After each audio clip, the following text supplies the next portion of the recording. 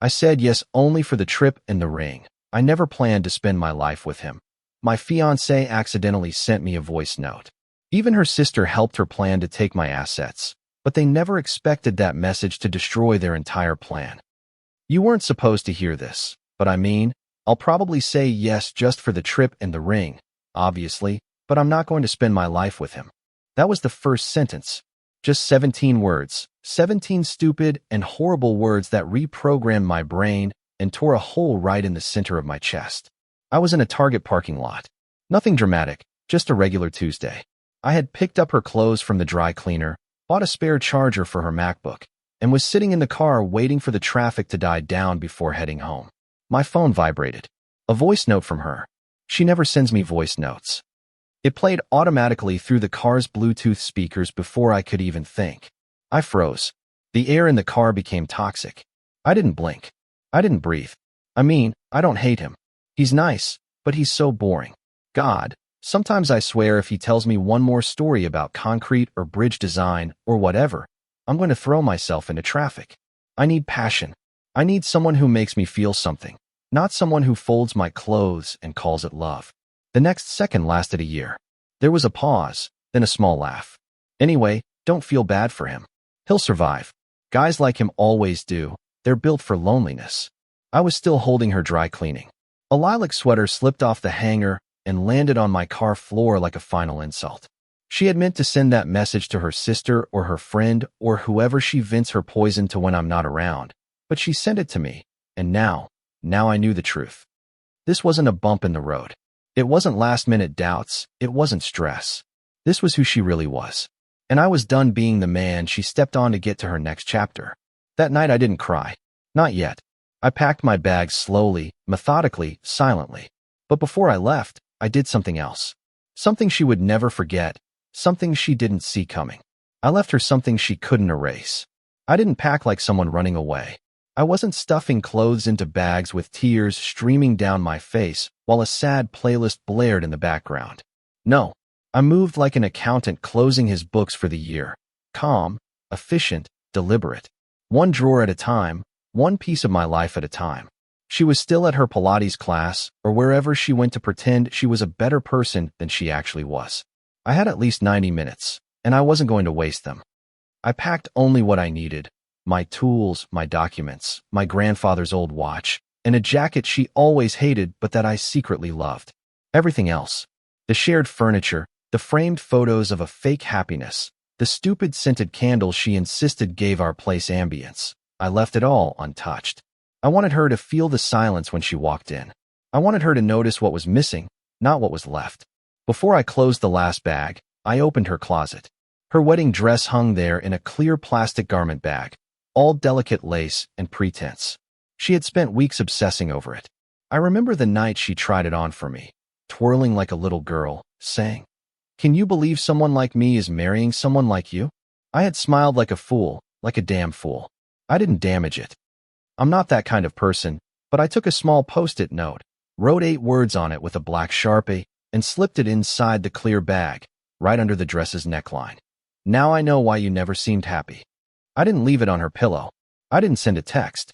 That note, right there on her precious dress, would hit harder than anything I could say with my voice, because she wouldn't see it right away.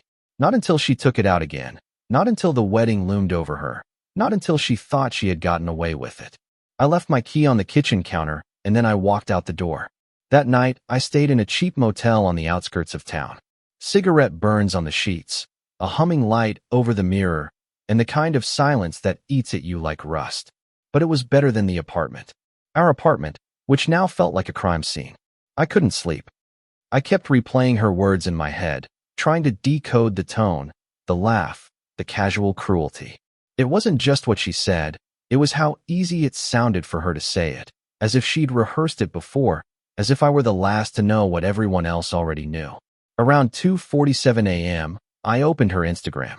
She had posted a boomerang of her and some guy clinking wine glasses somewhere on a rooftop I didn't recognize. The caption read, "Grateful for the people who see the real me." The real her. She didn't know it yet, but she was about to find out what I had seen, and I wasn't done digging because that voice note was just the surface. and I had a horrible feeling it went deeper than I wanted to admit. So the next morning, I started tracing the cracks in our supposed life. And that's when I discovered something she thought I'd never see. A second number on our shared phone plan. A burner phone hidden under a fake name in a history that would unravel everything. The phone that wasn't supposed to exist. I used to handle our phone bills. She always said the numbers made her dizzy, and I, like the reliable idiot I was, took it as a compliment. So I never questioned the line labeled a UX device, figuring it was her iPad or one of those smartwatches she never wore. But sitting in that motel, looking at the PDF of our latest bill, I noticed something strange. It wasn't a tablet, it had a call and message history, and it was very active. The number was registered to a Ramona Grigg, a name I had never heard her say once in our entire relationship. The billing address was ours. The device model, a burner phone, prepaid, untraceable, except she had gotten sloppy and linked it to our plan, probably to save money. Classic. I called the number. It went straight to voicemail. Not the default robot voice either. Her voice said, "Hi, this is Taran. Leave a message if I trust you." Her name, her voice, her arrogance. I felt physically sick. I waited until noon, when I was sure she'd be at one of her tacky lunches or vanity meetings, and then I went back to the apartment. I still had the garage code access. She never thought I'd come back. I was in and out in under 10 minutes. The burner phone was hidden behind the stack of linen boxes in her closet, where I once offered to install better shelving, and she yelled at me for messing up her flow. It was inside an old sunglasses case wrapped in a pair of leggings. She really thought she was clever. I turned it on. What I found wasn't what I expected. There were no explicit photos, no sexting, no romantic heart emojis with someone named River or Kai, or whatever names I had made up in my head for the past few days. No, this was worse. It was subtle, layered, strategic. There were messages going back over 8 months between her and a contact saved only as C. No last name, no picture, just a letter. But the messages, God, they weren't romantic. They were cruel, strategic. They talked about me like I was a business deal they were trying to close. He thinks the prenup is just a formality. I told him it's for my dad's estate. Haha. Once the papers are signed, I'll make my move. I want to be out by winter. I'm keeping the loft. And if he complains, I'll play the panic card. You were right. Guilt works best on guys like him. I just have to act hurt and fragile. And he folds. Folds. Is that what she thought I was doing all this time? Folding like I was some origami version of a man she could bend to her convenience. There was one voice message that hit harder than all the rest. She said, "Honestly, I've been rehearsing how I'm going to cry when I say I need space." He'll believe it. He wants to believe I'm still the girl he met, but I'm not. I outgrew him 2 years ago. I just didn't want to move while the housing market was still crap. I stared at the screen, my thumb hovering over the delete button like a useless reflex, but I didn't delete it. I backed everything up to a flash drive. Dates, times, files. I wasn't just the victim anymore. I was the witness, and I had evidence. I left the apartment again, slower this time, more tired. That day didn't end with a bold decision or a fiery revenge. No, it ended with me sitting alone in my truck in a gas station parking lot, eating a stale protein bar, asking myself the stupidest question of all. Was any of it real? The laughs, the kisses, the Sunday mornings with pancakes and records, the way she used to wrap herself around me in bed and whisper, "Promise me we'll never get boring." Was all of that just a performance? Or was I just the guy she practiced on before she became the woman she wanted to be with someone else? I didn't know yet, but I was going to find out. And if she wanted to play this like a business, well, then I'd show her just how cold I could be when it came to cutting my losses. The ex who wasn't supposed to matter. There was a guy she never talked about, but his name lived in the corners of her silence. That's the thing about women like her. They're good at leaving parts of their past unsaid, but never truly buried. His name was Mike. Once, 2 years ago, I saw his name pop up on her phone. Not a text, just a missed call notification. When I asked, she flinched, smiled tightly, and said, "Oh, he's just some ghost from college. Nothing to worry about." So I didn't worry. But that was before I knew she had burner phones and fake names and private plans that involved folding me up like a beach chair after the honeymoon. Now I worried. I didn't have Mike's last name, but I remembered her mentioning once during a tipsy late-night story that he played drums in some indie band in Columbus. A quick Google search led me to an old photo on a dusty Facebook page, then to an Instagram that hadn't been updated in 6 months, but his email was public. I didn't even know what I was going to say. I didn't expect anything, but I sent the message anyway, short and honest. You don't know me, but I'm Taran's fiancé. Or I was. I think you might want to talk. He replied in 10 minutes. Meet me at Sacred Grounds on 6th at noon. Don't bring her. The coffee shop was small, carved out of an old church, with beams overhead, mismatched chairs below, and a barista who looked like she hated happiness. Mike was already there when I arrived. He wore a black hoodie, his eyes hidden behind round sunglasses, his hair buzzed short, no smile, just a nod. I sat across from him and tried to gauge if he already hated me or if I was just a familiar reminder of a mistake he hadn't avoided in time. He didn't ask questions, he just said, "She did it to you too, huh?" That's when my mouth went dry. It was a strange comfort. The worst kind of comfort, realizing I wasn't special, not even in my own heartbreak. Mike told me they dated for 3 years. She left him on a Tuesday, no warning, just a note and a deactivated number. He said it almost broke him. She drained their savings under the guise of starting a joint design business, took the money, built a solo brand, and ghosted him completely. It was the first time I heard someone use the phrase, grand emotional larceny, and it stuck with me. But what chilled me wasn't what she did to him. It was what he said next. She said the exact same things about me that you're probably hearing now, that I was boring, predictable, that I wanted to trap her in a small life. She has a playbook. You're just in the latest chapter. Now I showed him the messages. The messages to see. The voicemail about her fake tears. He didn't even blink. Yeah, that tracks. I asked him who he thought C was. He looked down, stirred his coffee even though it was cold, and said, "You're not gonna like this, but I think it's her sister." That hit me in a place I didn't know I still had feelings left. Mary, her sister, the one who cried when we got engaged and said I was the only man she'd ever seen truly love Taran unconditionally. That Mary. Mike leaned forward and whispered, as if it mattered. They've always been more of a team than a family. You were never marrying her. You were a shared investment, something they built a strategy around. Don't take it personally, it's just how they are. We sat in silence for a while after that. 2 men, different years, the same broken scheme. He paid for my coffee. I didn't argue. I walked out of that place with a head full of ghosts and a stomach full of acid. I called my mom just to hear someone who wasn't lying to me say my name. She didn't know anything was wrong, but she said, "You sound thin, Curtis, like you're wearing your bones on the outside." I told her I was just tired. That night, I didn't sleep again.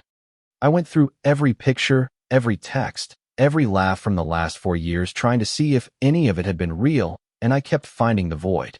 But I wasn't angry. Not yet. I was still gathering. Because what do you do when someone designs your downfall like a Pinterest board? You don't scream. You don't cry. You plan your exit so well they don't even know you're gone. And when they finally notice, all that's left is the hole you left behind, the game they didn't know you could play. People think revenge is loud, that it's throwing plates, keying cars, screaming in parking lots while neighbors film you on their phones. But real revenge isn't like that. Not for people like me. Mine wasn't fire, it was ice. And it started the night after I met Mike when I opened her laptop with hands that no longer shook. Did I know the password? Of course I did. Golden hour 92, her favorite time of day and her birth year. Cute, right? I used to think it was romantic. Now it felt like the code to a safe where she kept pieces of every man she had ever used and discarded. I wasn't looking for dirt. I didn't expect to find another secret affair or a bank account in a stranger's name. I was looking for leverage. I wanted to know how deep this went, what exactly she thought she had built around me. It turns out she kept folders for everything. Literal folders, not just wedding plans, budgets, and venue contracts, but a folder titled Exit Strategy. Inside were notes, spreadsheets, timelines. There were even drafts of Instagram captions she would use to announce our amicable split after the wedding, complete with hashtags about personal growth and learning to let go. As if my heartbreak was just a brand moment waiting for its scheduled post date. But the real gut punch, a spreadsheet listing assets, furniture, appliances, my truck, color-coded according to what she thought she could claim in a post-nup settlement. She had labeled it projected life earnings. I stared at that phrase for a long time. Projected life earnings. I wasn't even a person to her. I was a collection of objects and emotional reactions she thought she could choreograph. And suddenly I stopped feeling sad. I stopped replaying that voice note in my head. I stopped wondering what I did wrong or how I could have loved her better, because this wasn't a failed relationship, it was a heist. And the only mistake I made was not realizing I was the safe. So I started dismantling her plans, quietly, efficiently, like a man doing spring cleaning. I froze the joint bank account she was using for wedding deposits. I left a polite email for our venue coordinator, stating the event may be subject to cancellation. I withdrew the savings from the down payment fund and moved it to a private account in my name. She never noticed. She had long since stopped checking those details herself. Then I called my friend Eli, who owed me a favor since I helped him through a nasty divorce. He's a family lawyer now, specializes in prenups. I sent him the screenshots of her spreadsheets. He called me back 20 minutes later and said, "Curtis, you need to get out of there before she files anything first. If she files with the documents you just showed me, she'll walk away with a lot more than she deserves." I asked him what I should do. He said, "Burn her plan before she lights the match." And so I did. The next day, I met with a notary and had my own document drafted, one that stated she waived all rights to my personal property, assets, and vehicle in the event of any misconduct, deception, or premeditated exit strategy. I hadn't served her with it yet. That wasn't the point. The point was that now I had it. It existed. It had teeth, and it made me feel like I finally had solid ground under my feet again. Meanwhile, she was still pretending, texting me about cake tastings and whether we should update our seating chart to include her cousin's new boyfriend, because he's super big in the crypto world. I replied with emojis. And sounds good, babe. I let her believe I was still inside the snow globe she had built, but I wasn't. I was outside now, watching and building a plan of my own. The final trigger came 3 nights later, when I received an anonymous email, no subject line, no body text, just a screenshot, a picture of her with another person, not kissing or even touching, but sitting close, laughing, looking at him the way she used to look at me when I still believed love didn't come with a terms and conditions page. It said Zoom. The name tag on his shirt read Carson. The contact in her burner phone, the mysterious C. She hadn't even bothered to change his real name. That was the last piece I needed. The final confirmation that this wasn't confusion or doubt or miscommunication. It was intentional. She wanted to burn me down slowly in stages under the guise of a mature breakup. She had no idea I was already dismantling the foundation under her feet, but she would find out soon enough because the dress fitting was in 3 days and I planned to show up, just not in the way she expected. This time, I was the one performing. It's a strange feeling to walk into a room where everyone thinks you're still in love. They look at you with warmth, with little smiles, with casual nods that say, "This guy is lucky." If only they knew. The boutique's fitting room smelled of eucalyptus and soft music played from invisible speakers. Everything was pale, ivory, champagne, blush, and lies. Her mother was there. Her sister Mayuri was sipping something from a crystal flute like she had already won. I wanted to punch the air out of the room, but instead, I smiled. That's the thing about me. I learned from the best. If they wanted a performance, I'd give them a standing ovation. Turan was radiant. That's the cruel part. She stood on a small platform in front of the triple mirror, half-zipped into a dress that looked like it belonged in some bridal fantasy catalog. She didn't see me at first. Her back was to the door, and the stylist, an overeager intern named Ava, was adjusting the hem like it was sacred. When she finally turned and saw me standing there, she blinked like I was a ghost, not scared, just surprised, as if I wasn't supposed to be real outside of her script. "Curtis?" she asked with a smile so sugary I could feel my teeth rot. I walked in slowly, holding a small white envelope in my hand. No threats, no outbursts, just the one thing she hated most in the world, the unknown. "I thought I'd stop by," I said, placing the envelope on the glass counter next to a rack of glittering veils. "Just wanted to bring you something." Mary raised an eyebrow. Her mother shifted uncomfortably. Ava looked between us, confused by the lack of fireworks. Taran took the envelope carefully, her eyes scanning my face for clues. I made sure she found none. "What is it?" she asked, forcing a laugh. "Just a little something to mark the countdown," I replied. Then I left without a dramatic pause, without a "we need to talk." I just left her there in the center of the room. The queen of a sandcastle holding the envelope like it might explode in her hand. Inside, she would find a copy of the addendum to the prenuptial agreement I had drafted. The one she hadn't seen, hadn't signed, and definitely hadn't expected.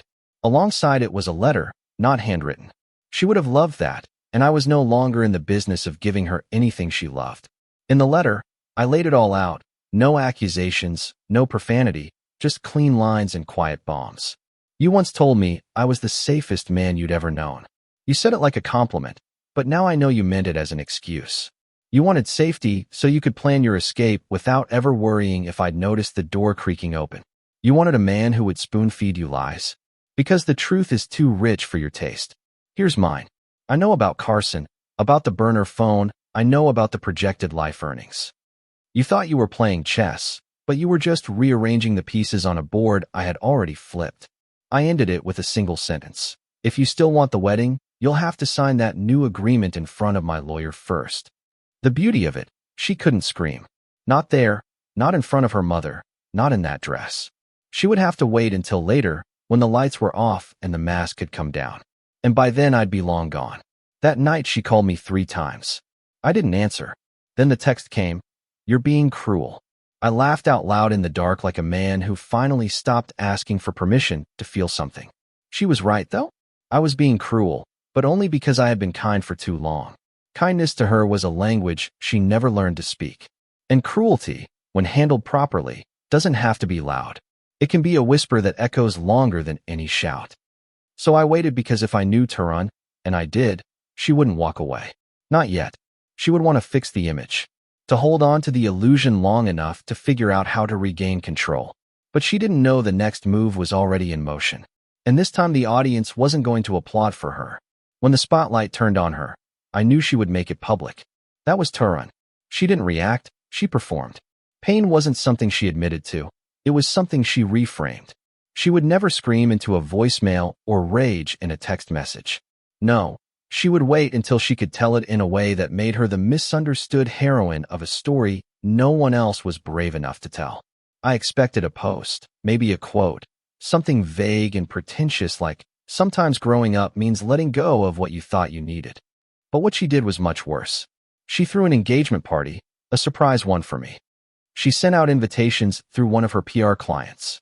Sleek black and gold digital cards, no RSVP, just a time, a place, and the promise of an unforgettable night celebrating love, loyalty, and new beginnings. I didn't even get an invitation. I found out from a mutual friend who messaged me. "Hey man, congrats. I didn't know you guys were back on." Back on. I hadn't spoken to her in days. And yet here she was, building an entire narrative around our reconciliation, dragging my name into one last illusion she could parade around before it all came crashing down. I could feel it. She wasn't just trying to save face. She was cornered. The prenup addendum, the voicemail, the spreadsheet. She knew the walls were closing in, and in her mind, a public spectacle was the best way to pressure me back into the script. It worked on everyone else, not me. So I did something I never thought I would do. I showed up. Not because I wanted to see her, not because I cared what she told them, but because there's a certain kind of power in confronting the lie while it's still trying to be believed. The venue was some rooftop garden above a boutique hotel downtown. Fairy lights, signature cocktails, music just loud enough to prevent honest conversation. The crowd was mostly her side, influencers, stylists, former clients, people who spoke in hashtags. I walked in alone, wearing the same black suit she once told me made me look like I had secrets. She had no idea. When she saw me, her whole body went rigid like a marionette someone just let go of. But then the smile came on like clockwork, as if she could still save this. She walked over and leaned in for a kiss. I turned my cheek. The cameras caught that. "Honey, I'm so glad you came," she said, gripping my arm tightly, smiling at everyone but me. I looked around and said quietly, "Why don't you tell them what this really is?" Her eyes didn't even flicker. "Curtis, please," she whispered through clenched teeth and a fixed smile. So I picked up the microphone. I hadn't planned to speak. I wasn't even sure I'd stay more than 10 minutes. But standing there, watching her bask in a borrowed love, I realized I didn't need to shout. I didn't need to curse her out or expose screenshots. I just needed to say one truth clearly and leave the rest to gravity. I tapped the glass. The music lowered. A few people clapped out of instinct. I waited. Then I said, "Thank you all for coming. Really, I know a lot of you think you're here to celebrate love, but tonight isn't about that. It's about timing, because sometimes, right before a wedding, you learn something that makes you question whether the person you're about to marry loves you or loves the version of you they can control." People shifted uncomfortably. She didn't move. And when someone spends more time planning an exit strategy than planning a future, maybe the real celebration isn't the engagement. Maybe it's the escape. I smiled. I'll toast to new beginnings and to seeing people clearly, no matter how long it takes. I put the microphone down, walked past her sister, past every fake smile and polished outfit in the room. No one stopped me. And outside, in the quiet of the city, I felt something I hadn't felt in months. Lightness. But I wasn't done because 2 days later, I received a letter. Not a text, not a call, a real envelope. Inside was a printed photo of us from 3 years ago, taken on some trip I had forgotten. On the back in her handwriting, just 5 words: "You ruined everything too soon." That's when I realized she had one last move left, and I had just triggered it. And then, finally, I chose myself. I stared at the photo for a long time. Not because it hurt, not anymore. I looked at it because I couldn't recognize the man in it. He looked tired, even then. Smiling. Yes, but in that way people smile when they've convinced themselves that survival is the same as happiness. His arm was around her, sure, but it looked like he was holding on out of fear, not love. And her message on the back: "You ruined everything too soon." At first, it hit me like a punch, but then I laughed. Not bitterly, not cruelly, just honestly. Because the truth is she was right. I did ruin everything too soon. I ruined the performance. I ruined the illusion. I ruined the version of myself who would have stayed quiet, signed the papers, and waited for the slow heartbreak to arrive in a gift-wrapped box called an amicable divorce, and thank God for that. After that letter, she went silent, no follow-up texts, no dramatic monologues. She just disappeared the way people do when their last card doesn't work. I imagine she told a new story, one where I was controlling or cold or afraid of commitment. That's fine. Let her narrate whatever helps her sleep. In the meantime, I moved. I left the apartment, the city, the echoes of a life built on emotional IOUs. I rented a small place on the outskirts of Asheville. Nothing fancy, but it has a porch that gets the morning sun just right. I started freelancing. Fewer hours, less money, but more room to breathe. I even bought a second-hand guitar, the one she always said was a phase I was too old for. Turns out I wasn't. Some days are still heavy. I'm not going to lie, healing isn't always clean. There are mornings when I still wonder if any of it was real. If the way she looked at me ever meant anything. But then I make coffee, I play a few chords, I feel the sun on my face, and I remember that I exist outside of what she wanted from me. One day, maybe, I'll meet someone who doesn't see me as a project, a placeholder, or a stepping stone. Someone who doesn't flinch when I tell the truth, who doesn't label kindness as weakness. But until then, I'm okay with being alone. Not lonely, but alone. There's a difference. The last time I saw her was by accident. 6 months later in a grocery store in Nashville. She didn't see me. She was arguing with some guy by the produce section, holding a phone in one hand and what looked like a wedding magazine in the other. I walked past quietly, unseen. I didn't feel anger. I didn't feel sadness. I just felt free. So for anyone reading this, if you ever find yourself making yourself small so someone else can feel big, leave. If someone uses your stability as a weapon against you, leave. And if someone builds a future with you just to rehearse their exit, don't just leave. Run, and don't look back. Because sometimes ruining everything too soon is the best damn thing you will ever do.